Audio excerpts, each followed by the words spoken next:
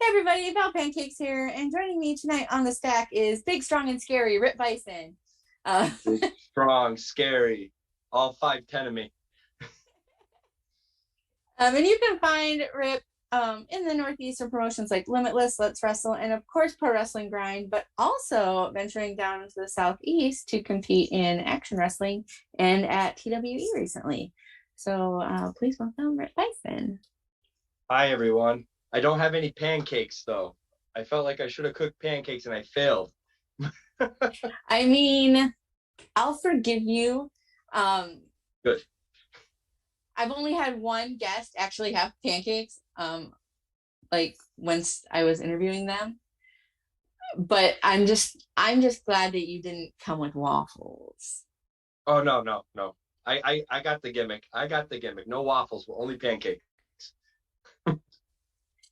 That's why I like you.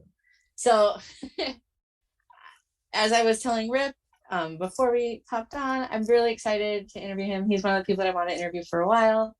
I really got into you and your wrestling when I was like everyone else, kind of just holed up in my house during the pandemic, and I would it was like weekly viewing for the road for me. So That's good. I was on almost every single one of them, I think. There was very few that I wasn't on. I made sure that when we did those tapings, because it was a big 2-day taping, that we would do a whole season of the road. And I made sure to have like the most matches. I would go out of my way to make sure that I was wrestling as much as possible so that I'd be on almost every week if the matches were good enough, obviously. But yeah, so I had a lot of matches for that on my own stupid self.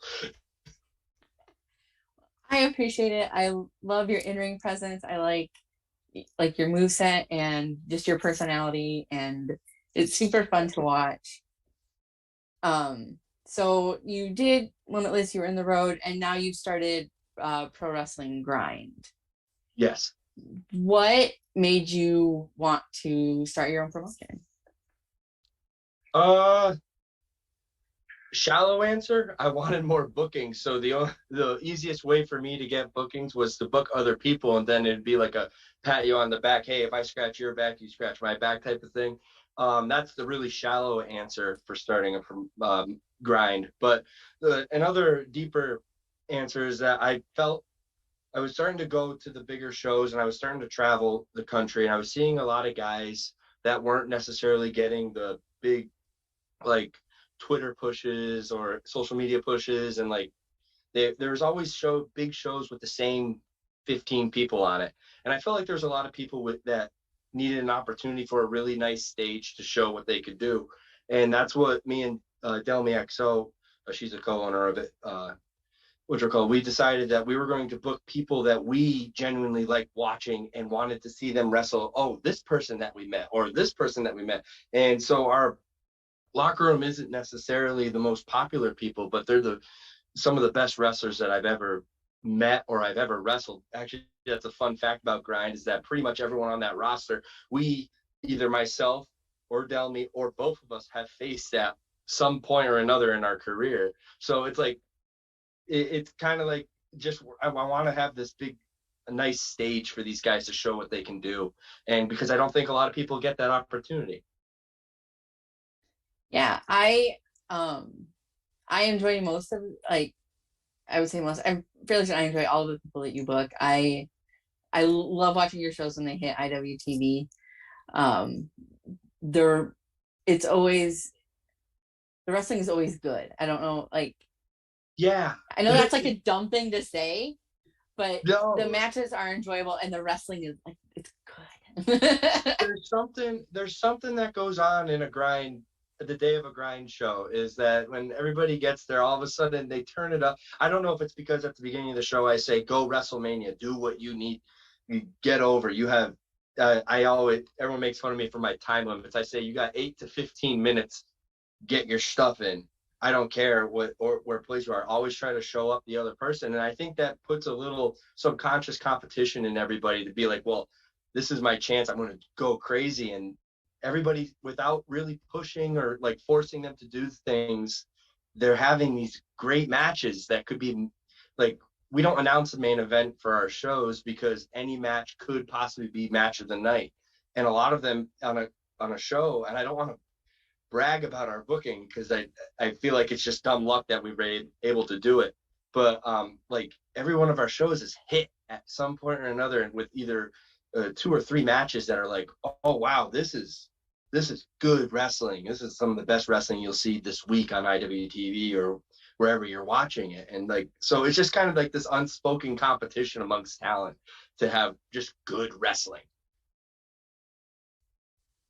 What, like, how did you decide to pursue wrestling in general, to become a wrestler? Like, what was that? Well, it's I've always watched wrestling. I was the wrestling kid at my school. I had 2 choices of high school when or middle school, high school, because both of the schools were a combine of them. But out of elementary school, I went to the school that had a wrestling team. Wrestling was always my number one sport. I always wanted to do it. And finally in high school, I was big enough that my parents thought, okay, you're not going to get hurt when you do it. So go ahead, you can do physical contact. Also, it didn't help that I kept getting kicked out of the basketball games because I was too rough. But so they said, okay, fine, wrestling is for you. That's for rough kids. And so it was always I always watched it. I always wanted to be a wrestler. There's nothing no other thing I really wanted to do. There was a short period of time where I was like, I'm going to be a rock star, and I started teaching myself how to play guitar. And I was in a band that we never played any shows, but we wrote a couple songs, and like, but that never was, wrestling was behind that. But wrestling came back when I graduated high school, and it was just ever since. This is my life. I'm very one-dimensional when it comes to wrestler. Oh, why did you join wrestling? Well, I wanted to be a wrestler. Fair enough. That's as good of a reason as any.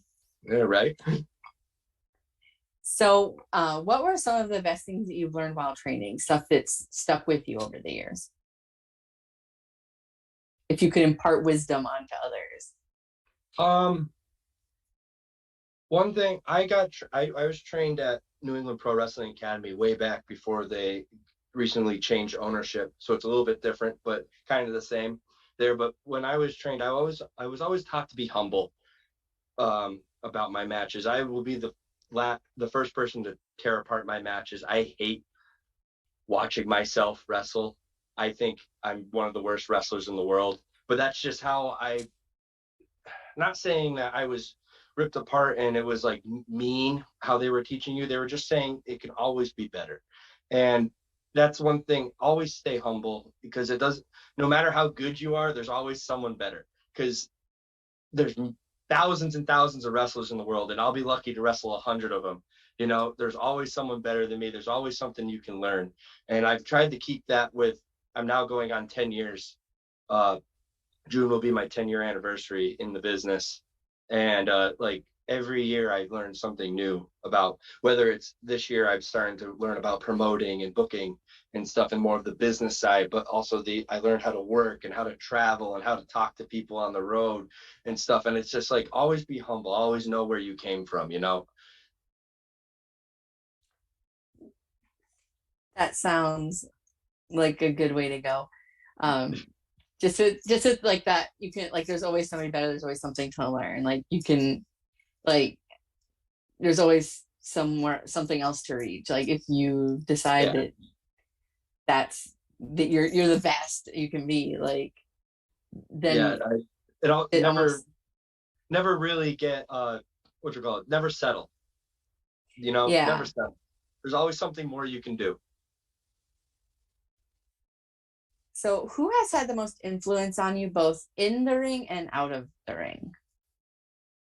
Well, I guess Delmy would be my biggest influence, because one, it's easy, we live together, but we both are in the business, and we both know how it feels in certain situations when maybe you're going through a dry spell in wrestling and stuff. As far as, so like, that's someone every single day is helping me through wrestling.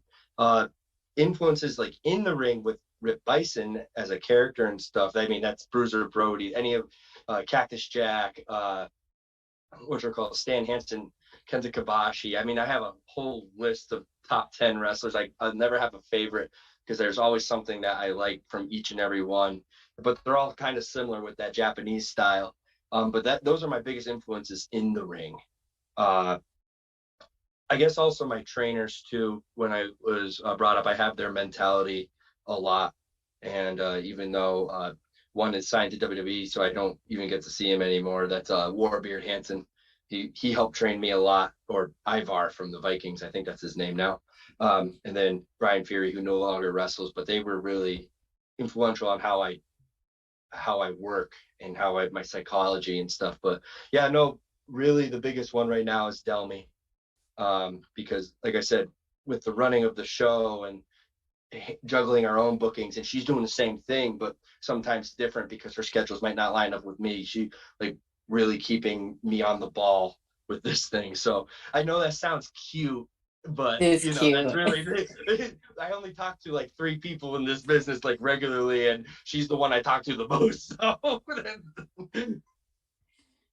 Well, that is super cute. I know, right? Oh, Yeah. Rip Bison, tough Iron Rip Bison's being cute over here. Delmy's sitting over there sewing and being mad at me.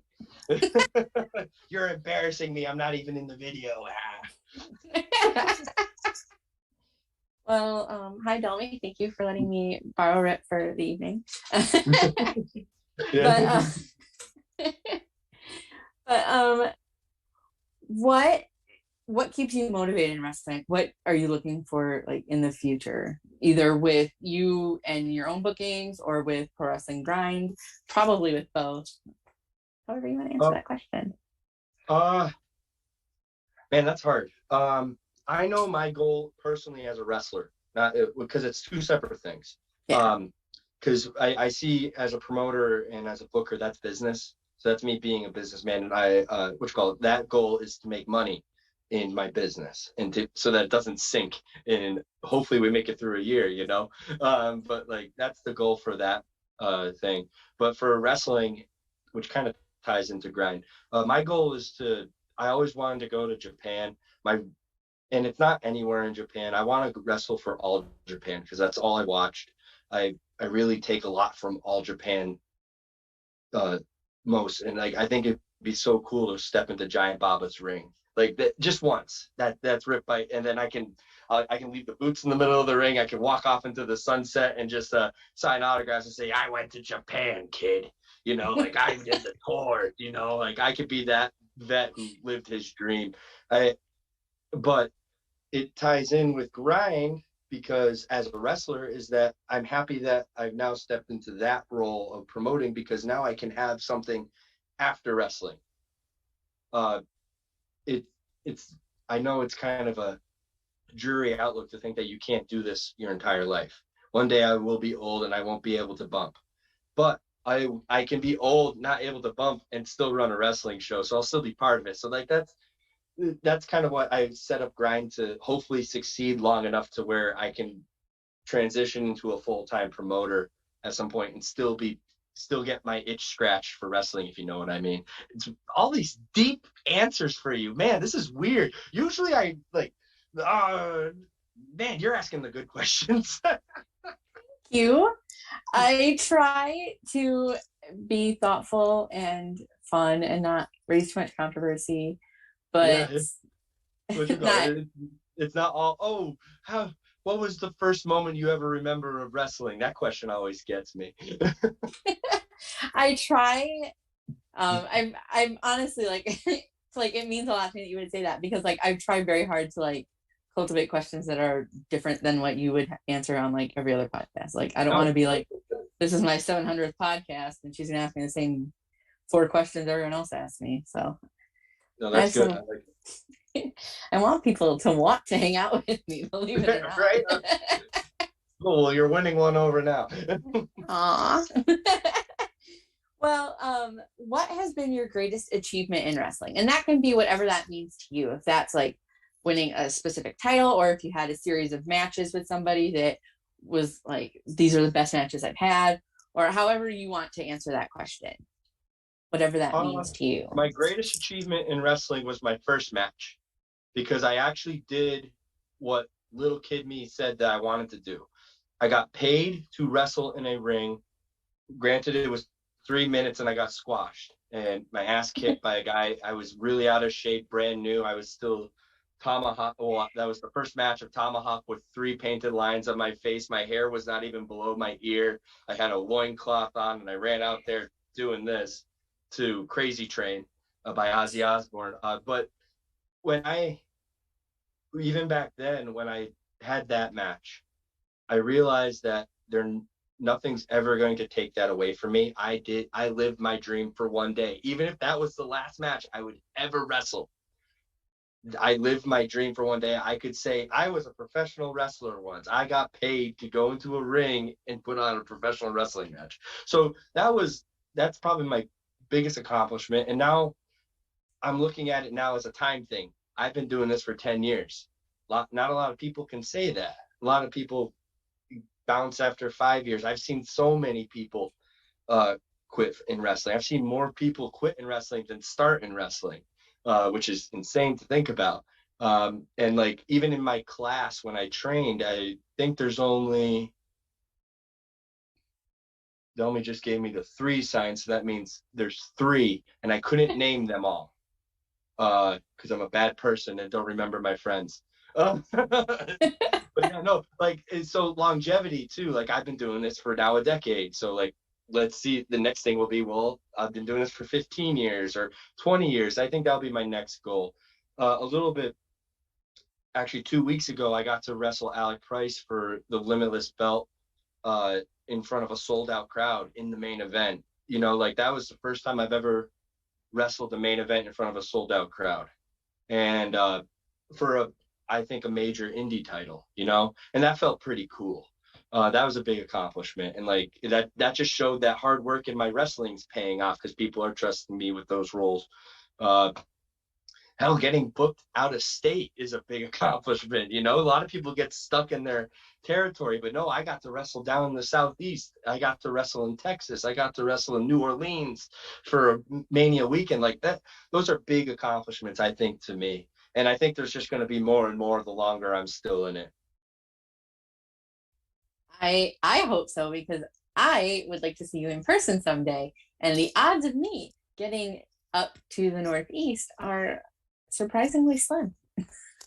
We're going to have a WrestleMania in Boston. That would be a whole trip. Yeah, because you'd be living in Boston anyways for a couple days. Yeah, no, woof, that's a trip, all right. You know, they're all like Alec Price, if you can deal with that. And I've never been to Boston, I will say. So that would be cool.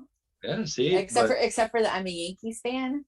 So it won't be there. We don't need to see it. It won't be quite baseball season yet, probably. So it might be right. So on the flip side of that, though, what has been the greatest obstacle that you've overcome in wrestling?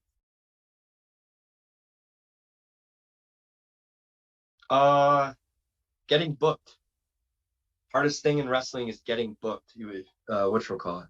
And I don't mean just booked on any show. I mean like getting booked where where people say, a lot of people will come up to you and say, "Oh, you're good enough. Why aren't you going here? Why aren't you going there?" And it's like, well, it's hard, you know. It's hard to reach out to some of these places, and the pandemic really, I think, changed that a lot because every promotion kind of went into their own territory, and they built a core group of guys for 2 years, and they got good with those guys.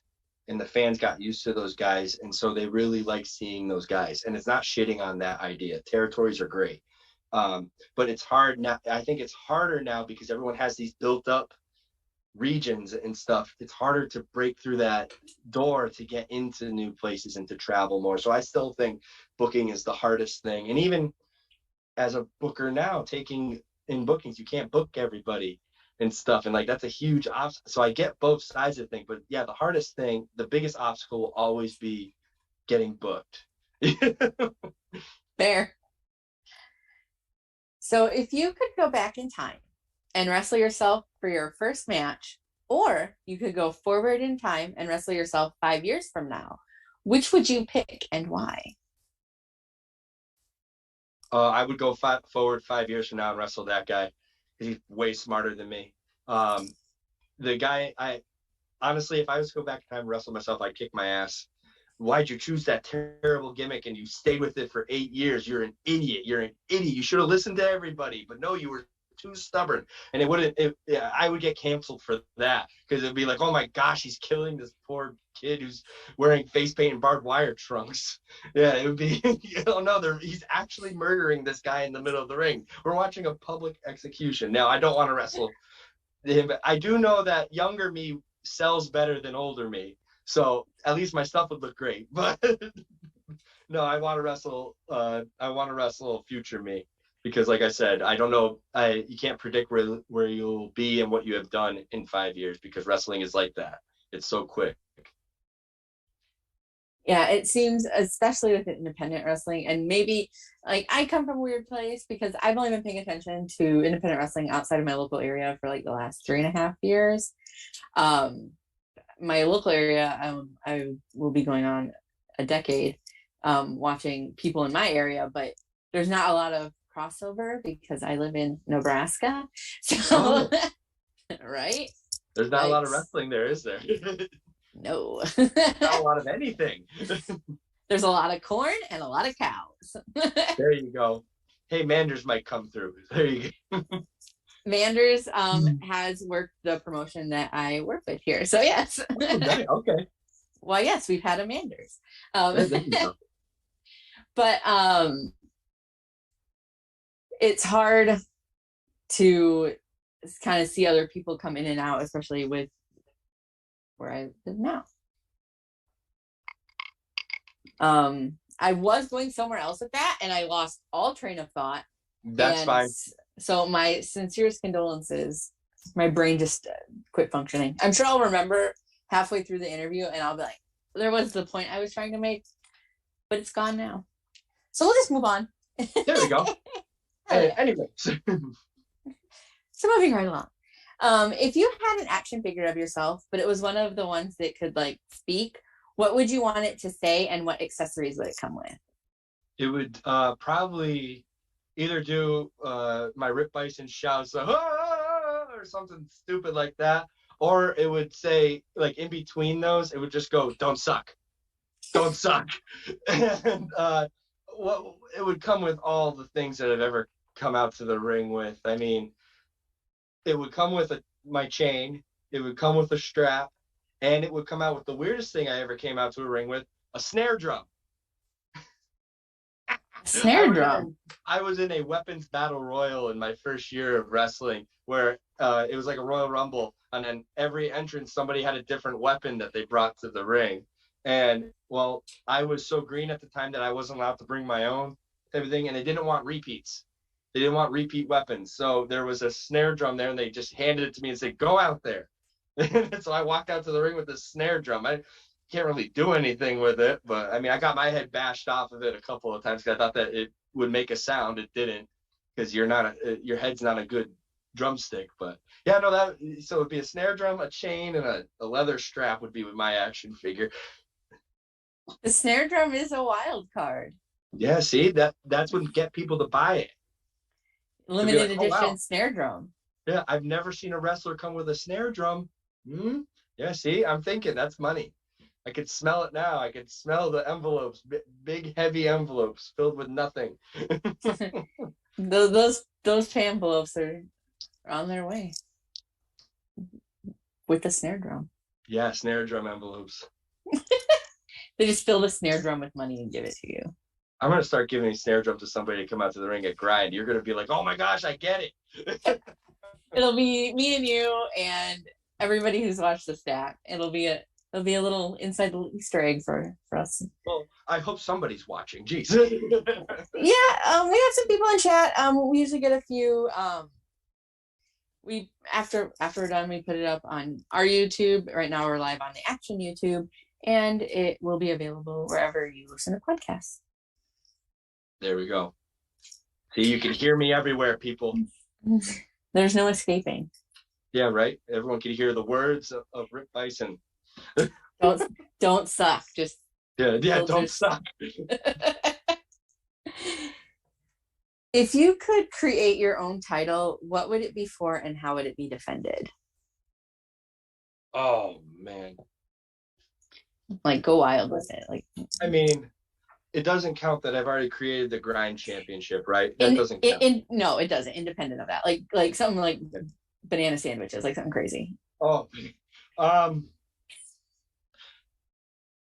let's see. I gotta look into my interests. I believe there's already been like a alcohol consumption type title before. You know what? I think it would be a barbecue type title, like not necessarily well cooking and eating said barbecue. We'd have to figure out a big tournament bracket style 16-person thing, and it's like you got to be able to cook and survive what you cooked, and but it's only barbecue related and meat related foods. And no, I have to put some thought into that. This might have to be a summer a grind summer show, a big barbecue pit match. Yeah, barbecue pit championship. There we go. Everyone wrestles in a pit and it's on fire and they're throwing sauce at you, and yeah, and the winner comes out, doesn't get cooked. I don't know. The winner gets like just like a chain of sausages or something. Yeah. Oh yeah, made out of meat. It's like a big Yeah. like a T-bone. It's the center plate and it's all like, oh, that sounds gross. No, that'd smell after a day. You have to cook it real fast. And I mean, you could have like a golden T-bone for your front plate. Yeah, don't they cook with gold now? Like they wrap up some of those steaks and stuff. I'm pretty sure I've seen that. Oh yeah, like they like gold leaf it or whatever, like edible. Yeah. I mean, I guess gold's good for you. It's in my vitamin pack, so. Sparkly steaks. Yeah. Oh, my insides. Ooh. I look forward to the grind summer barbecue pit match. You know what? There's about Delmy and I make all the final decisions in the company, but there's about 3 or 4 of us that get together and we throw out some ideas just to get them out of the way. And you know, that one has not been brought up, but I bet you if I was to pitch it, there would be some serious talks. We'd have to think about logistics and everything, but yeah, we'd have to sink the ring into the ground, you know, like a pit. It's like the pit fighter. I'll get a cease and desist from the pit fighter on IWTV. You can't have a pit match. But it's a barbecue pit. I think it'll be fine. Just make sure to really like barbecue it up. Like have a grill in there. Maybe have somebody throw some like hot coals at each other. I don't know. Just spitballing. Frozen corn cobs. It's just No, we'd have to really think about this. No, I like it. It's going into the committee. Suggestion box for Pro Wrestling Grind. I'm so sorry, everybody that works at Pro Wrestling Grind. Oh, they'll love it. They're getting paid. Hey. Winner gets a quarter cow. No. There you go. A live cow. you take the cow home with you. Yeah, see, look. Most wrestlers live in apartments, so I don't know if they'll fit a cow. Then they shouldn't win. I don't know what to tell you. Yeah, you're right. You're absolutely right. They shouldn't win. They shouldn't be good enough. No, yeah. have to have the acreage. I don't know what to tell you. Yeah. Yeah. Well, we talked about a barbecue pit match on the stack today. We watched the views go down, down, down. Why are they still talking about barbecue? Barbecue's delicious. Yes. Now, where would it be? It would have to be either Texas, Kansas, or what's the other? Is it Nashville? Is the other one? Anyways, So, being selfish, I'm gonna say Kansas City. Okay. Because that's only 2.5 hours for me, and I can absolutely go to that. There you hear it. The first ever barbecue pit match for Pro Wrestling Grind will be in Kansas City. And they will ban us from the town forever after. But you know what? It's a great, what a send off. You could see it live with Val Pancakes. Have some like barbecue food trucks come out there and really just Go whole hog with it. Whole hog. Yeah, okay. I already see the t-shirts. There we go, guys. Mission accomplished. Fantastic. So other than your gear and your phone, what can you not leave for a wrestling trip without? Like, what do you have to take with you? Other than your gear and your phone, because that's a given. Well, if it's an overnight trip, toothbrush.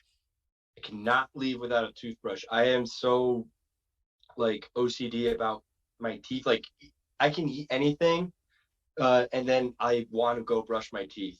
Like the only time I don't brush my teeth is, and I'm surprised I don't bring a toothbrush to my shoot job to after lunch brush my teeth. But after every meal or every time I eat, I have to go brush my teeth. Like right now, I'm drinking some whiskey and Coke, and I will probably go brush my teeth as soon as we're finished, and then stay up and drink more whiskey and Coke. But I will brush my teeth. You know, it's just toothbrush and toothpaste. That's the number one thing, man. Do you have like a go-to toothpaste? Or is it just like whatever?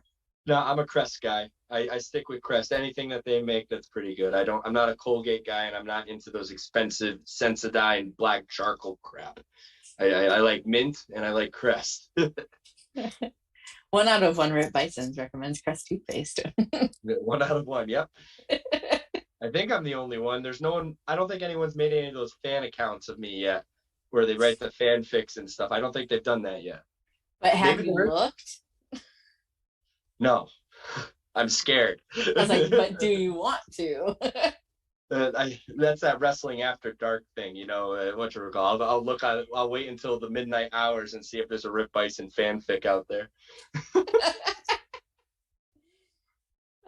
Well, you know, if you find one, I'll be sure to share it with the world. I'll make them famous. More people will follow that than Rip Bison, the actual account. The Rip Bison fanfic. So I know that you travel a lot, you're on the road. What do you like to listen to on the road? Like, what is your go-to, I don't know if it's music or podcast, whatever you listen to on the road? If I'm by myself on a wrestling trip, I can actually sit there in complete silence. I'm a psychopath. If I'm with people, I will listen to music. I mean, I'll listen to metal and rock. That's my music of choice. But you will find me 50 to 65% of the time just sitting there driving 2.5 hours, not listening to anything. And it's like, it's really weird. And actually, when I go to work and stuff, I don't even turn on music or anything. And like if I'm driving around in the state, I'm just like, oh yeah, silence. And sometimes I forget to put on music for people I'm riding with, so they're sitting there awkwardly while I'm just staring at the road driving in silence. But no, if I do listen to music and stuff, like if it's really late and I need to stay awake, it's heavy metal, classic heavy metal, classic rock, West Coast rap. I do dabble in the West Side Connection, what you call West Side over East Side, sorry East Side. And then like I found myself, if that doesn't keep me awake, Stone Cold podcasts always keep me awake. There's something about the way he talks and just like how he talks that's just really fun. And like you're like, oh my God, this guy's like my uncle talking to me. And so yeah, no, those are pretty good. But yeah, no, 50% of the time, absolutely nothing. I mean, that's a choice you can make. If that's how you want to live your life, who am I to stop you? You know, don't ask why, but nope, silence. What would? Oh, see, I don't like to listen. Like, I don't like to hear my car that much. Like, I don't even hear the car when I'm doing it. I'm like zoned out. I don't even know how I get to where I'm going. I just get there. Not even just, we're just going. There's no thoughts in my head either. It's just, it's weird. I tell you, it's just the void. You just zone out and just appear. It's like time travel. I'm going to get like 100 messages now going, Rip, this is your intervention. You're going to have to go see a doctor. because you just announced on Val Pancakes podcast that you are a sociopath. I ask that question of everybody that I talk with, and I have only had one other person say that they do drive in silence. So crazy. It's crazy people. Yes. Yeah. Yep. Yes, I'm gonna 10 of 10 say yes on that, because it was John Davis, another large scary person that I'm not gonna fuck with. It's the large scary ones you have to watch out for. Truly. Yeah. Really. Y'all just like to sit quietly, and I just imagine. And you say you don't have thoughts in your head, but no, I don't believe that at all. In my head, whilst I control my own narrative, you are thinking of just ways to not injure, but like, to beat your opponents in the ring. No, don't even think creative moveset. I don't think about wrestling until I'm at the show. Wow. No, like a lot of I remember a couple of we're going off. I get once in a while if I'm wrestling somebody who is I'm actually surprised Alec didn't message me about ideas, because when he's very intense when you're talking over things. But no, I've gotten a few messages over a couple of matches, and like they weren't even like really big matches from some people, and they're like, "Hey, you got any ideas?" And it's like, no, I'll see you when I get there. And I'm sitting in the empty room looking at the empty ring, or the people just like farting around in the ring. I will think of something then. And even then, it will be all scattered and I won't remember it until I'm actually in gear. And then that's why I put my gear on right when I get to a show, is so that I can actually be, okay, now I have to wrestle. I'm in the gear, my boots are on. I have to wrestle now.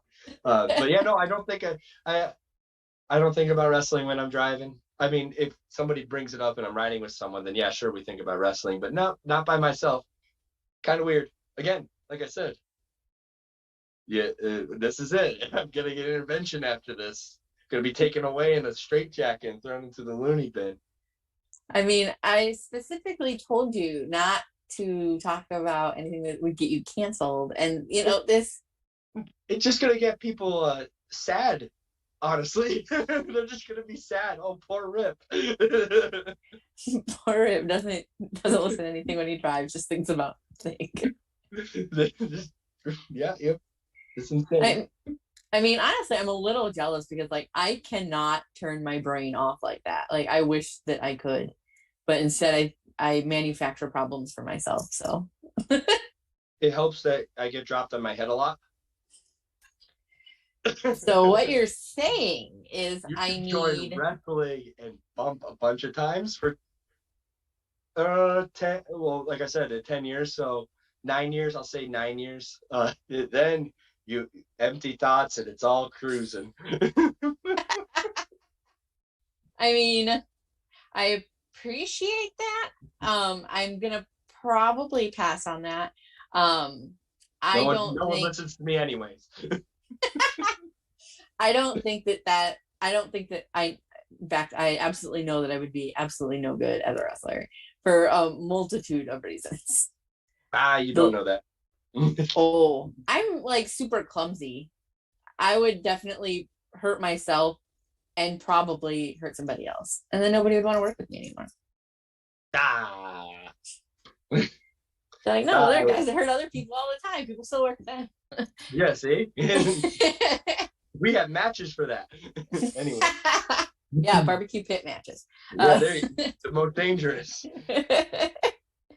So I know that you said you don't listen to a lot of music, but what would be like the most surprising song on your playlist? Once in a while, I've been known to know the lyrics to Taylor Swift songs. I believe the song Shake It Off is my one that I surprised my entire car ride once, because that part where she breaks it down and she does that rap part. I was zoning out completely while everyone was singing this song. And then when that part came on, I burst into the song, because it's the only part that I bothered to learn for that when I was working one day and it was playing every 3 songs. So I learned that part. And so I came in hot with that, and everyone just like, they didn't cheer, They were like worried. Again, they're always worried. So when you're on the road, I'm a Snackosaurus Rex. I love snacks. I'm a snack girl. What are your go-to road snacks? Popeye's chicken. If there's Oh, a Popeyes on the trip, I am pulling over and I'm getting their chicken strip basket with some fries or the coleslaw, and I'm getting those biscuits, and that's what I'm doing.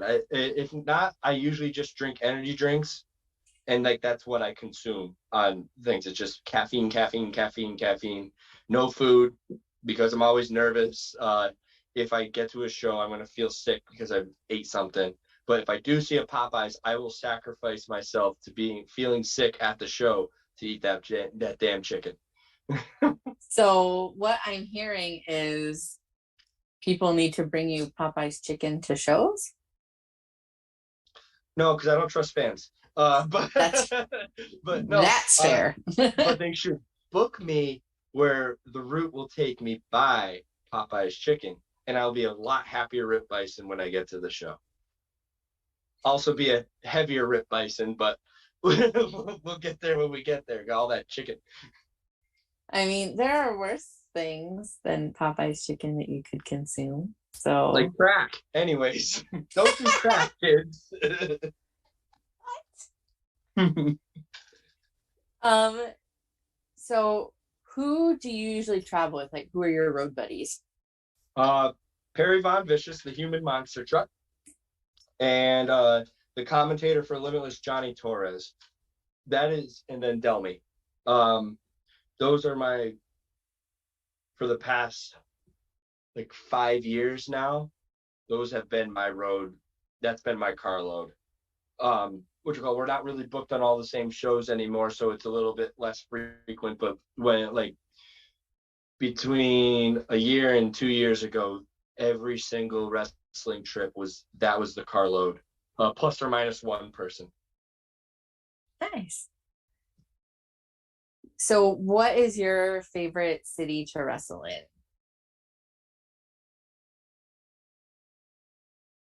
Oh, that's so hard. I haven't really.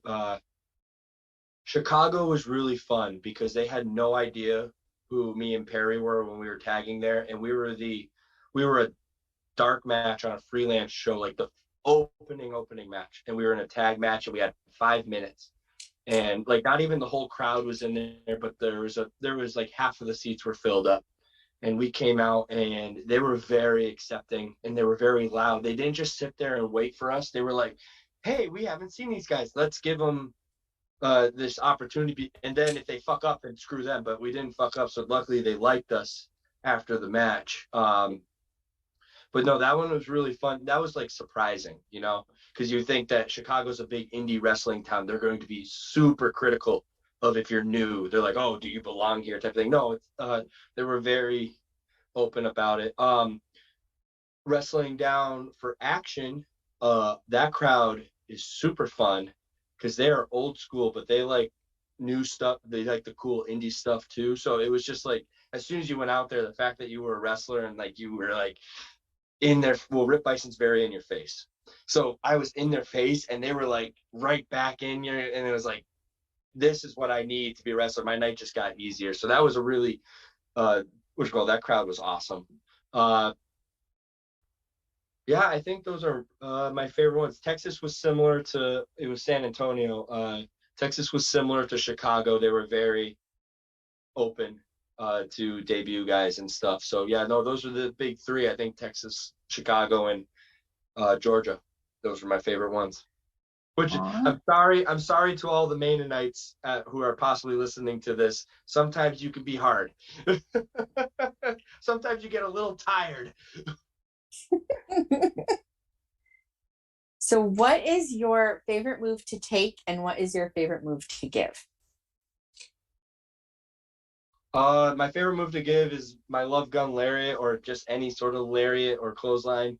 It's just so much fun it's so easy to add anywhere, and it's just really, and you can, well, if you throw it safe, you can haul off as hard as you can and you won't kill somebody, but it will look like they die and it will make a big noise. Like when I was wrestling down at Action against Adam Priest, I gave him the Love Gun Lariat, and I threw it as hard as I could, but it was nice and right across his chest. He has a nice thick chest, and it was the loudest crack I've ever heard. It sounded like a chop. It sounded like an overhand chop, but it was a lariat, and the crowd went like, and like the option, and you could hear Dylan Hales on the commentary go, ah! It was so like that was really cool. I've only ever gotten a crack that loud again is when me and Beef had a strap match, and so we needed a strap to get that loud of a crack. So like that's my favorite move to throw. Favorite move to take, back body drop on the floor. On the floor?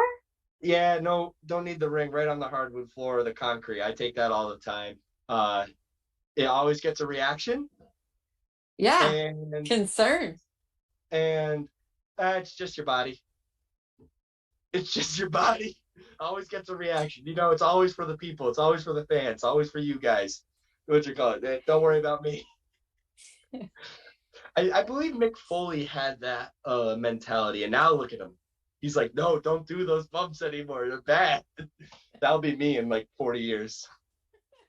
Don't do those bumps. I was an idiot. So like when I like watching a wrestler, I do care a little bit more about their well-being.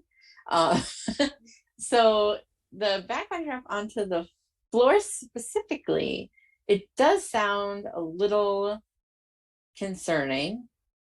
But if you enjoy it, and it certainly gets a reaction out of me sitting on my couch. So there you go. By all means. Side note, all bumps suck. There's not a good bump.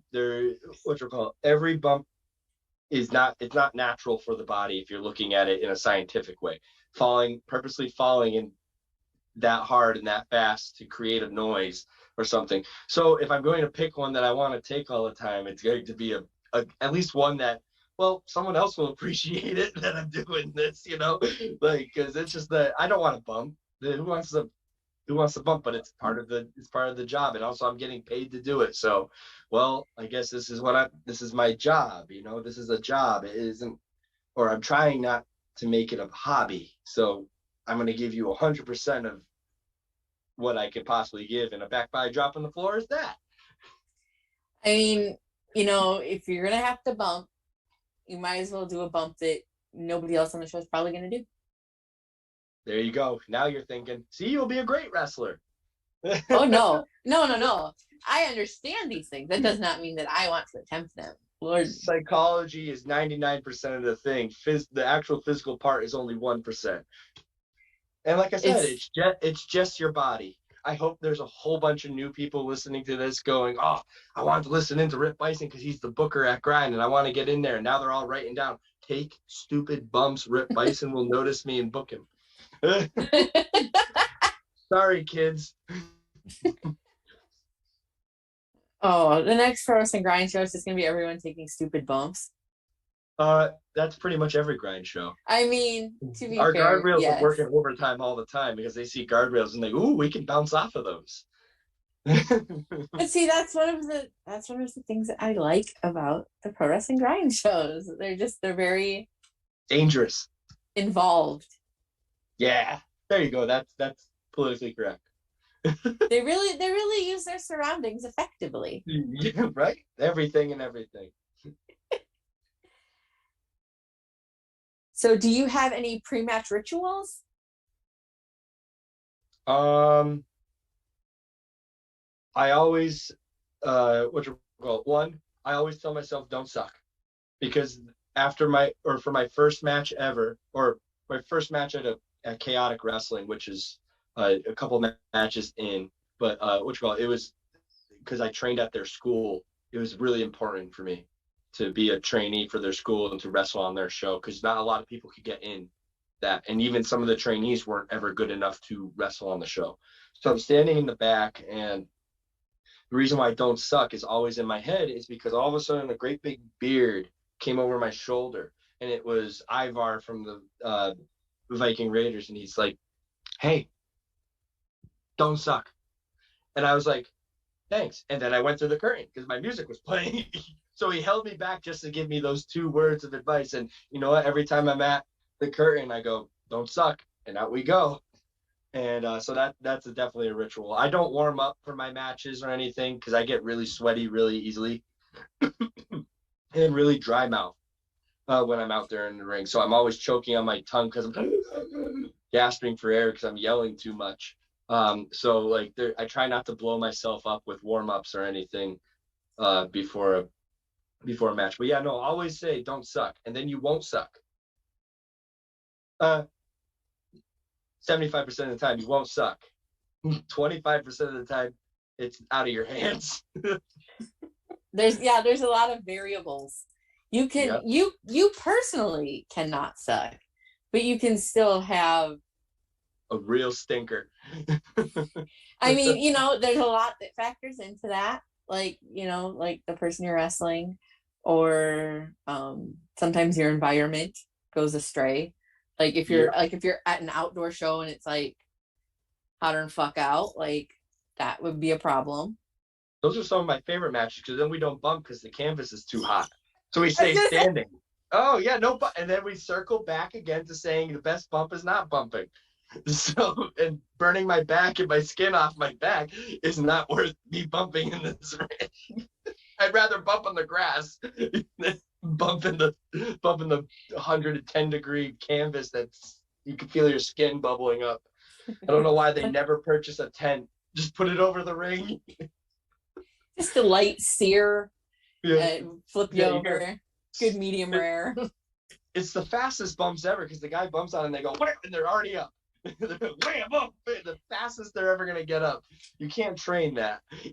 I mean, somebody's not selling though. Oh, they're selling. They're screaming, "Oh my God, it's hot!" And that's a real sell. That's real. That is that you know that is 100% wrestling's real at that point. Those third-degree burns aren't going to cure themselves. Yeah, nope. So I have to drive 3 hours back in a car like this because I can't lean back in the seat. Oh, and it's you know, it's getting warm out. Those shows are coming. Oh yeah, no, Grind has one in Labor Day weekend in September, so that luckily we're under a tent. They got I was a like, big did you circuit. purchase a tent? No. The festival, it's a music festival, so one of their stages is under a tent, and we get to set up the ring underneath the tent at the end of the night for the show. So yay! It'll be dark out, and it'll be under a tent. So best outdoor show I've ever been in. Man, like I don't know, like it has been unseasonably warm already, and I know that those shows are starting to come up between, you know, different, you know, state and county fair stuff and just people wanting to be outside and outdoor shows. So yeah, good luck. Yeah, no, not me. Not me anymore. I'm done with that. Not I you. wrestle You have indoor a tent. with I under a tent or inside an air conditioning. I won't even take air conditioning, just inside. As long as the canvas is a decent As long as when temperature. I'm tired in the match and I can lay on my back and be dead, I'm at least can just be laying on my back, you know, like getting actual rest instead of going, oh, well, I'm not gonna be able to lie down on my back in my bed for a week.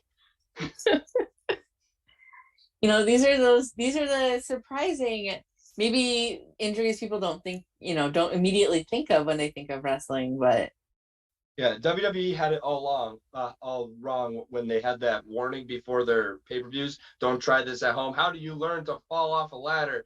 How do you learn to bump in scorching hot canvases on fair shows? They didn't say that one. That was the worst. I'll jump off a ladder any day of the week as long as it's not in one of those.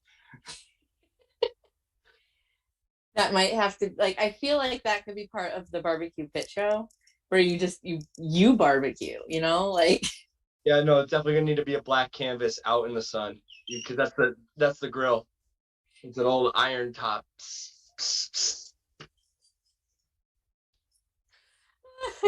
Just sizzling, you know. Yeah, that's the sizzling. So what is the wrestling word that you use most outside of wrestling? Oh, it's a work. Once you're in the business, you realize everything in real life is a work, and the only real thing in the world is professional wrestling, which is a work. So, yeah, no, everything's a work. What comes in second is shoot. What you call it? I use shoot a lot. That's a shoot. They're shooting on you, everything. That one gets a lot. And then I find myself using kayfabe a lot. I like telling her, kayfabe, quiet, like those are the big three. Nice. Those are like those aren't ones that I usually hear, so that makes me really happy. That's weird. Usually I get gimmick. Kids not come up in wrestling anymore. I haven't been around it that long. Jeez, these aren't that old of words. Who's on these shows? I'm gonna have a talk with them. This is good. That's it. Carney is coming back. Everyone has to learn Carney because I'm one of the last people in the area that could speak Carney pretty fluently. But what you call? Wait, they don't know shoot, work, and kayfabe. See, the answer I usually get is the answer I usually get is gimmick. Oh, I gimmick's like number 4. because it's so versatile. Because everything is a gimmick. Everything's a work. Everything's a gimmick. See? Oh man, wrestling. So again, I know that you travel a whole bunch.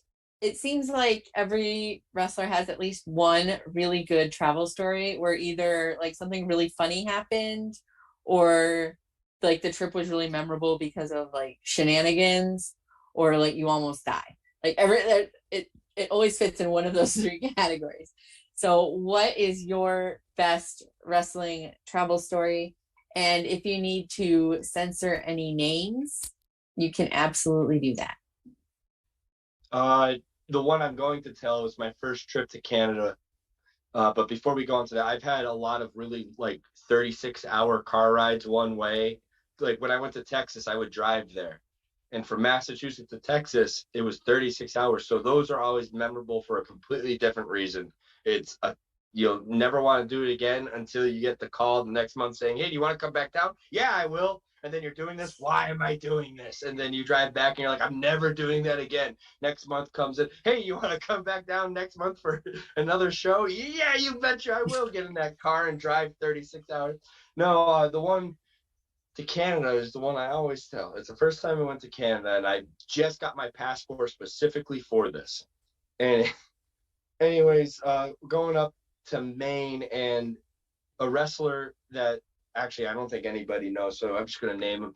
The guy who got me booked, his name was Jason Rumble, and you probably never heard of him, but he's No. I don't think. Well, you never will. He probably can't even see this. I'll get a message. Why are you burying me, kid? But anyways, he's from the Boston, so he talks like this. He's the Boston bad boy, Jason Rumble. I get it. And that time I was Tomahawk. They want a Native American character up in Canada. You're coming up to New Brunswick with me. Okay. Get in the car. I have to drive to Boston. He lives in Machias because he got ran out of Boston. So he lives in Machias, Maine. So I have to drive to Boston to pick up 2 guys who are going with us. And then we have to go to Machias, Maine, which is right next to the border, and pick up Jay. So we pick up Jay, and well, on the way there, me and the 2 other guys decided this is miserable. This is already a 12-hour drive. Fuck it. We're going to drink beer and drive to Jay's house. So we get across the border in Maine, and in Maine, all the gas stations sell, 6-packs and stuff, like tall boys and everything. So a couple of us grabbed some tall boys. I had a 6-pack of cider, and as we're driving up to Jay's house, which as soon as you get into Maine, he lives in Maine, and it's still a 5-hour drive to get to his house at the border. So we're going and we're throwing the empties out the window as we're going. There's 3 of us inebriated in this car. So we get to Jay's house, and we had actually just stopped at a gas station like 20 miles outside this place and refilled on beer. And so we had just started those, and we get Jay, and now Jay's looking into the car, and he's going, what the fuck are you doing? And it's like, Jay, we're going to finish these before we get across the border. It's totally fine. He's like, the border's 20 minutes away. You got 5 there. You can't have those. We're like, oh, we got it. So we finish those and we get to the border and he's like, okay, you're doing good so far. You're not too drunk. I'll let you do the talking. Cause I was driving. My buddies was in the shotgun. The other guy was in the back and Jay was in the back because he was the last one in the car. So he goes, here's all the passports. Here's our paperwork. Cause he used to make up fake letters from the promoter to make it seem like it was official. You don't need that. To everybody who's going to Canada, you don't need a fake letter from the promotion saying the reason why you're going. If you're only going once, you just say, I'm going up there for one trip and I'm not getting any money. And they go, okay, cool, come across. And if you're over there for longer than that, guess what? You probably have a visa. So you don't need a fake damn letter from the damn promoter who doesn't know how to type, because that was one of those promotions. You don't need a fake letter that's plagiarized by these guys for all 4 of you to hand with your passports over. It makes it 100% suspicious. Anyways, he hands it to me and we're in the next car. We pull up. As soon as I roll down the window and I hand this and I'll never forget him. His name was Officer Wolf. And he was this French Canadian guy, and he spoke enough English to get you across the border. Basically, he could ask the basic questions, and that was it. And so I hand the passport and the papers, and mind you, 3 of us are drunk and the other guy is insane. And so I'm doing my best to be sober and hand it over, and I'm about to answer his yes and no questions. And as soon as I open my mouth, Jay sticks his big fucking head around in between the front seats and starts screaming at the guy. I'm the fucking tour vet. They've never been up here before. I've been coming up to Canada for 25 years. I'll do the talking. After he gave me permission. So now I have this crazy Bostonian screaming over my shoulder at this border patrol who's looking at me going, why is this guy talking to me? You're supposed to be talking to me. And I'm going, this is my first time. I got a passport for this. I'm going to get it taken away from me now because of this. So the guy starts asking Jay the questions, which we already know we're going to get pulled in. And what really brings us in is that Jay goes, oh yeah, 15 years ago, I got arrested for dealing weed. So they said, pull over, come in. I don't know why they weren't going to. Why would you volunteer this? Anyways, I hope he's watching, Jay. Jay, it's fucking true. You know you were there. Don't tell me you forgot it. So we pull in as we're leaving because the guard doesn't follow you to where you park at the border. We have one little powwow before we go in to get all of our stories straight. And he goes, listen, whatever you do, don't say we have any merch, because they will tax you for every piece of merch you have because you have you'll have to pay up front for every piece of merch to tax. And and whether you sell it or not, they will tax you for each one. And so we're like, okay, we're not going to mention the merch. They won't search the car. They're just checking papers. We go in there. Well, we're going to search the car. Fuck. I had a swinging door. It was an FJ Cruiser. It has this is a long story. No, I'm fully involved. This is a big swinging door. And so the guy goes out there and he's going to the back and he opens up the swinging door, and Tim Lennox, the third at the time, had a box of 25 t-shirts on top of all of our luggage in the back. It had slid since we were driving, so it was up against the door. Guard opens the door, looks up, and we watch it from the thing. Hits him square between the eyes, falls on the ground, and opens. I shit you not, you couldn't write that for a movie. And now there's 25 shirts that we're not supposed to have, that we already lied to them about not having, and 8x10s everywhere. So the guy goes through all of our bags and finds every single thing because we lied. We were there for 3.5 hours. We have to go across the way. We have to tell them what they ended up not taxing us because they didn't care, because Jay just wouldn't shut up. Jay just kept talking to him. They're like, just leave. Just go into Canada and come back and leave. And so we get into the car and we pull. As soon as we pull out of sight, Jay goes and he pulls out a pen filled with fucking, I don't know what drug he was doing, but it was drugs. It wasn't just a regular vape. And he goes, good thing they didn't check my person, right? Boom, and that's the punchline of the story. I just picture this poor like French Canadian guard just littered with like 8x10s and t-shirts. Seriously, it was a box about yay big, and it went torpedoed him right in the face, and it's still everywhere, and he was not happy. He was very upset. But yeah, no, I almost lost my passport on my first damn trip because of Jason Rumble. Maybe he had the right idea. Just be as obnoxious as humanly possible, and they will just want you to leave. They won't even care. I don't know. He gets a hard time every time he goes up there because they know him as the crazy guy. But yeah, no, that's my crazy road story. Nothing will ever, and that's not even the whole story because that whole trip was nuts. But like if that's a good place to just cut it off. That was a pinnacle moment in the. Yeah, no, that's the punchline. Good thing they didn't check my person, drag. Oh, wow. Yeah. Usually, at some point during every interview, I have this moment where I just like laugh myself to tears. So thank you. I appreciate that. That was a good one. That story gets a pop between wrestlers and non-wrestlers all the time. When I say I've been in some crazy shit, that was one of them. So, do you have any hidden talents? I taught myself how to play guitar in about 10 years ago, and I still dabble in that. That could be a hidden talent, but other than that, I'm really not creative. Yeah, no, that's pretty much my big talent. And even then, I still remember how to play guitar, and I'm really happy that I did teach myself. And I find myself actually, when I pick up a guitar after 6 months, I'm actually better at playing it now than I was when I was playing it every single day. But yeah, no, teaching myself a musical instrument was pretty cool because I didn't want to pay for lessons. Well, I mean, you can find anything on the internet, so yeah, right. YouTube was wonderful in high school. I won't tell you how old I am. That's fine.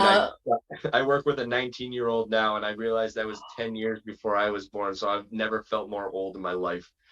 Man, I mean, I was fully in college before YouTube became a thing. So there you go. I'll just go get my walker now. Oh. But that is as good of a talent as any. I can't do that. So can you play Wonderwall by Oasis? No, I refuse to learn that song. Everyone I was the only kid in high school who bought an electric guitar. Everyone else bought the acoustic guitar to do that. Nope, not me. I didn't want to, for some reason in high school, I didn't want to get chicks with my acoustic guitar skill. I wanted to rock for the music, man. I'm a freaking loser. Even my rock star heroes were doing rock and roll to get chicks. And I was like, no, I'm doing it for the music, man. It's for me.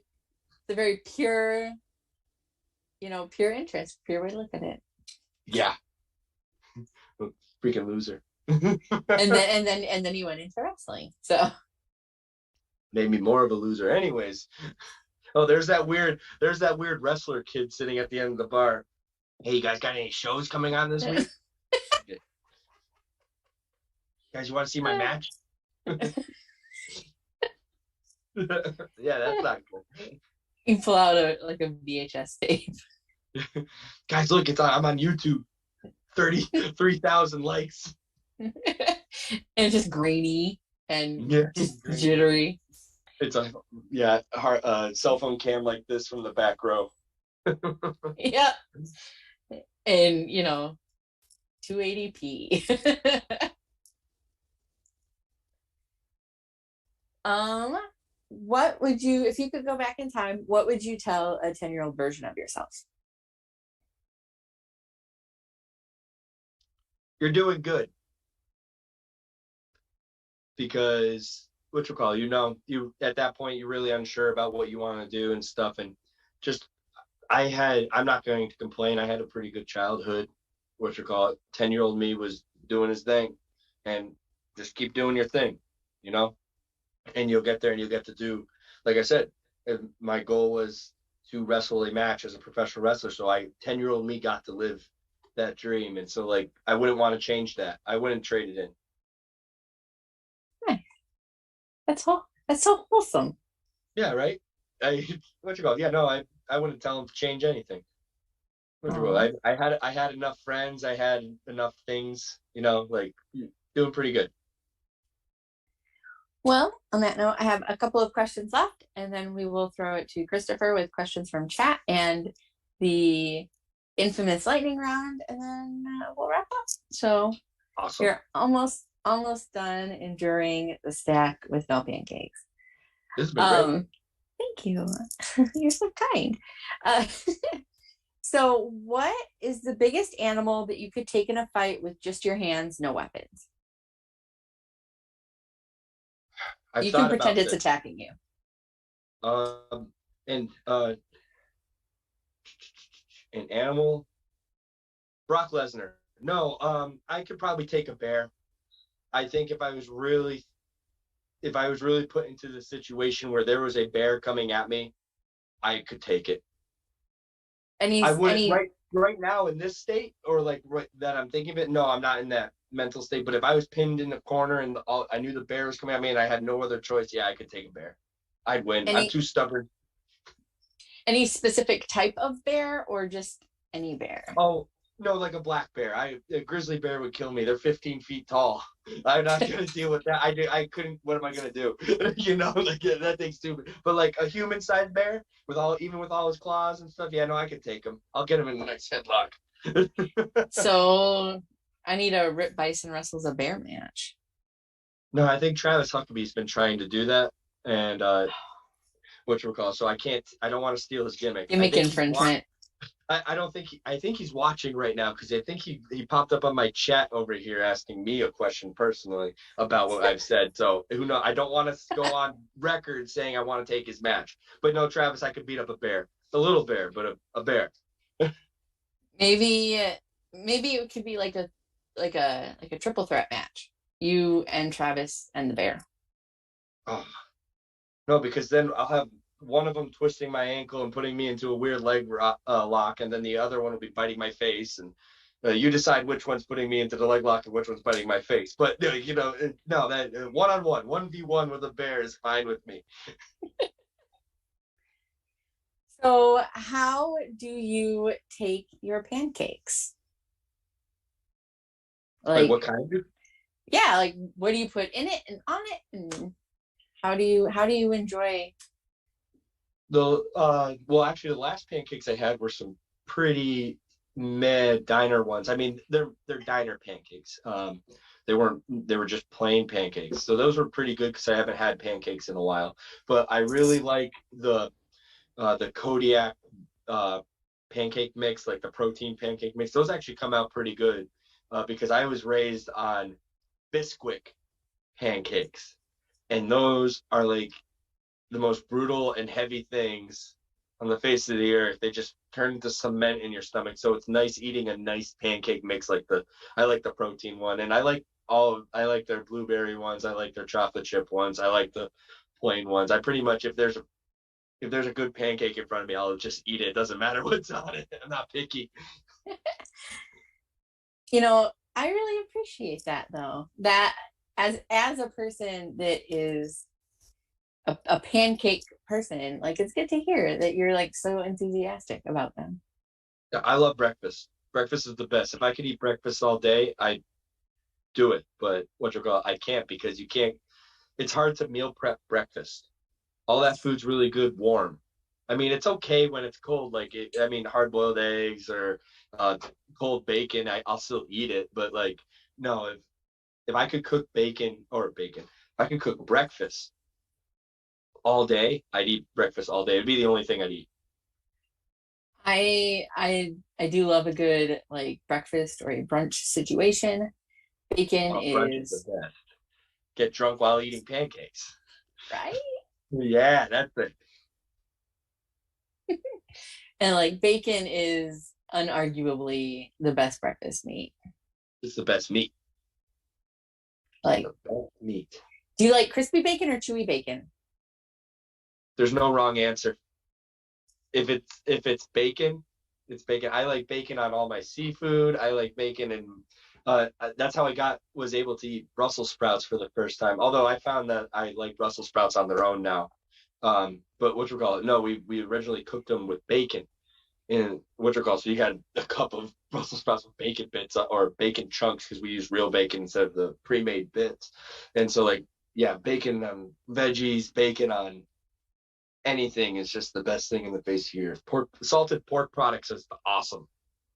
Bacon on a pizza is good. I love bacon on a pizza. Oh yeah. Bacon is an anytime food. Yeah. So I'm gonna take you on like a little mental journey. So just like hold on tight and we'll get there. I'm So here. awesome. I'm glad you're with me for this. So imagine that you're hungry and you go to the store and you want something sweet and you're like kind of cruising down the aisles and you cruise down the cookie aisle and you're like, this is exactly what I wanted. Cookies, delicious. Cookies are great. Nobody doesn't like cookies. Yeah. So you're looking at all of the cookies and you decide you don't want, chocolate chip or oatmeal raisin or peanut butter. You go for America's favorite cookie, which is the Oreo. And you look at all of the Oreos and you don't pick any of the flavors. You just want like chocolate cookie, white cream Oreo, but you still have decisions to make, right? Because you can get the thin Oreos, or you can get the single stuffed Oreos, or you can get the double stuffed Oreos, or some places even have mega stuffed Oreos. So which one are you going for? Double stuff. Because I remember when double stuff came out the first time, and I was like, I think it was the first time, or at least they had come back with it. And I remember it was such a big deal because I was a little kid. And I'm like, because I'm used to the regular Oreos. And a regular double stuffed Oreo is the perfect amount of cookie to cream ratio. And I'm not one of those people who rip them in half, eat the cream, and then put the cookies out the thing. I like the whole sandwich, And so no, double stuff was the best thing they ever did. And they'll never beat it. So that is the unofficial correct answer to the question. Congratulations. I got it. I did it. I win the Oreo cookie belt. Everyone is applauding you in the chat. So on that note, Christopher. Yes. On that Questions? beautiful note. We got pancakes and we got double stuff. Rip knocked it out of the park, getting both Guys, questions right. I'm over in a chat. Yes, I did it. There's a silent chat that I'm not part of, and I'm over in it. I did it. It's the first time ever. Oh, feels so good. We also made a big announcement during this interview. Pro Wrestling Grind has announced the inaugural Meat Barbecue Pit Championship Tournament coming soon. So let's make it to the first year first. It sounds expensive and sticky. All right. Well, we got some questions from chat. Let's roll through them. Vic was firing away with some good ones. You guys were talking about shoot job a little bit earlier. Rip, what's your worst shoot job? I was the closer at the butcher shop at a Big Y supermarket, and I had to basically they had me work 5 to 9 after the butcher had gone home, so there was no more cutting meat. I just had to clean up everything that they did for the day, and that was terrible. There's some things there's drains that I opened that I could never get. I weld dumpsters now for my shoot job, and there's smells from those drains that are worse than the dumpsters that I deal with now.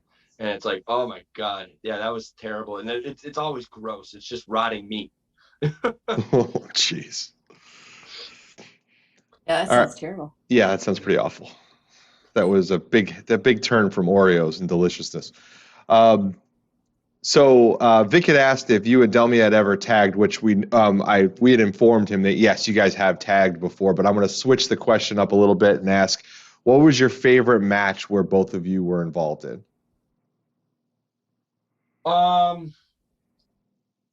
It was our trios match. It was at a limitless show, but it was over the pandemic. But it wasn't aired with the show. It went on early, and I think it just went straight to YouTube. Yeah, and it was Team Sea Stars Fuck versus Team Prestigious. And Delmy and her sister Ashley Box had the idea of they wanted to do Young Bucks inspired gear, so they had these tassel-y vests with that said, one said C and the other one said Star. And because I was teaming with them, they decided to make me that one time or those couple of times that Kevin Steen was teaming with them, and his vest said "fuck." That matched the Young Bucks vest. So I was the fuck of the Sea Stars. So we were Sea Stars fuck. That's a really fun trios match. I haven't had really any bad trios matches, but no, that one was my favorite with Delmy so far. Awesome. Yeah, and that is on the Limitless Wrestling YouTube. You could definitely check that one out, and that's a fun one. Yeah.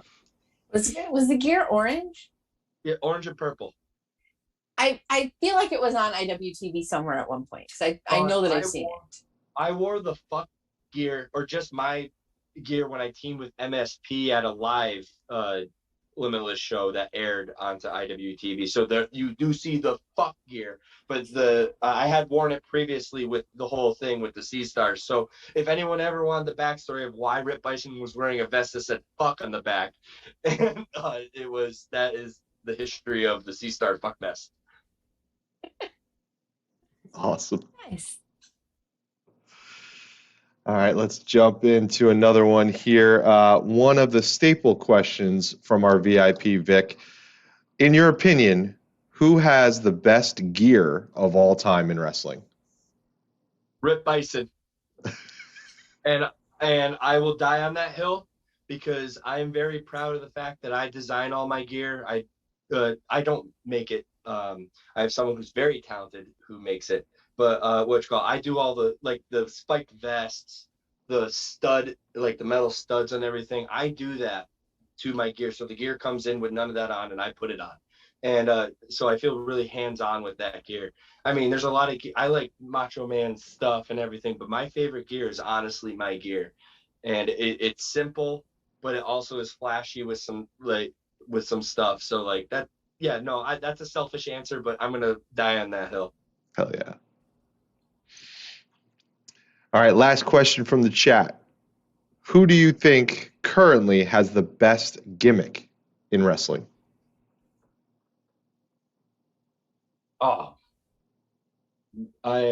Here's a little secret. I don't watch a lot of wrestling other than like stuff that I'm really interested in, which is old stuff. So all those guys are pretty much dead or retired. The best gimmick. I love this new incarnation of Brock Lesnar, or the cowboy hat, him just smiling and having a good time. I think that's the best gimmick in wrestling. Like, it's so weird to see that guy be so natural at being goofy, because he just feels like it. Like that's my favorite one. It might not be everybody's, but that's the one that I would go out of my way to watch every time I saw Brock Lesnar wearing a cowboy hat. I would go out of my way to watch that clip. I wouldn't watch Raw, I wouldn't watch SmackDown, I wouldn't watch the pay-per-views or any of his matches. I would just watch the clips, the 1 minute 30 second of Brock Lesnar in a cowboy hat. Fair. All right, well, those were the questions from chat. Thank you, everybody, for the questions. I have one more question for you, Rip. Are you ready for the lightning round? Uh-oh. Hopefully. Here we go. It's going to be 10 questions. Try not to think too hard. Just answer them as quickly as comes to your mind first. Our intro's running right now. We'll be back in a second. Here it comes. The lightning's going by. There's noises, there's sounds, there's graphics. We have high production here. It's something else. Rip Byson, lightning round. Here we go. Question number 1. Strangest thing you've eaten? Alligator. Question 2. Favorite summer activity? Drinking booze in the sun. Question 3. If you could have dinner with anyone living or dead, who would it be? Mick Foley. Question 4. If you won the lotto, would you share it with other people? If so, who? Delmy, because she lives with me and I need to pay rent. Question 5. What advertising jingle gets constantly stuck in your head? No, I don't got one. Question 6. One item that is always in your fridge. Energy drinks. Question 7. Favorite movie. Oh man, that's a Lord of the Rings. Question 8. There's a spider in your house. Kill it or set it free. Oh, it's dead. Question 9. Peanut butter. Chunky or smooth? Smooth. And question number 10. What would you rather be? The funniest or smartest person in the room? Funniest. Rip Byson. That was 9 questions and 1 pass, but those were 10 questions. That's the lightning round. Sir, you've survived. Congratulations. Val, I did it. back to you. Well, we're wrapping up here, but what are your upcoming shows, both for you personally and with Pro Wrestling Grind? This week I am tagging with Delmy at Top Rope Pro in Brockton, Mass. That's Friday. Everybody be there. The week after I will be at Let's Wrestle up in Maine. And then the week after that it'll be Grind Week, baby. # Grind Week when we present Come and Get It on the Friday, May 27th. And then on Saturday, I will be back up at Limitless Wrestling on May 28th. And I know he hasn't announced me yet, but I'm probably going to beat somebody up because I'm feeling a little annoyed that I lost to Alec Price last month. So that's what I'm doing right now. And then there's other things coming soon. Well, I feel like if you show up and you have gear, they'll find somebody for you to beat up. I'll beat up a fan in the parking lot. And by I beat up a fan in the parking lot, they will gang up on me and I'll just do this and they'll kick me because I'm actually not that tough. I don't believe that at all. You're right. Not I'll just even... swing the chain and they'll stay away from me because they're like, that guy has a chain. You just gotta go full crazy. Yep, just go crazy. Yelling, screaming, spitting, throwing the chain at people. As long as it doesn't leave my hand, they can't get close enough. Right? See, you know what you're doing. You're a professional. Yes, that's Carney. Well, thank you, everyone. This has been The Stack. I'm Val Pancakes, as always, and this is Iron Rip Bryson. Be sure to follow him on all social media outlets. Where can people find you? Twitter, Instagram, Twitch, Facebook, YouTube, OnlyFans, TikTok, merch store. Plug everything. I have a pro wrestling tees, but they don't give me a lot of money, so I prefer you to contact me about getting my shirts because I have them all in stock. So message me on Twitter or Instagram because I won't respond to you on Facebook. You won't find Iron Rip Bison on Facebook, but Twitter is Rip Effin' Bison at Rip Effin' Bison. On Instagram, it's Iron Rip Bison. Look it in. I'm the only one on those two, so it's pretty easy to find. Awesome. Well, thank you so much for hanging out with me tonight. It has been a blast. Thank you, everybody in chat. Be sure to come tune in next week and catch the show because I'm talking to Irving West and Andy Ripley, creeps out of the southeastern area. So it'll be a lot different, and that's the best part about wrestling. There's something for everybody. And thank you once again, Rip Bison, for hanging out with me tonight, and thank you everybody in chat. Thanks, sir.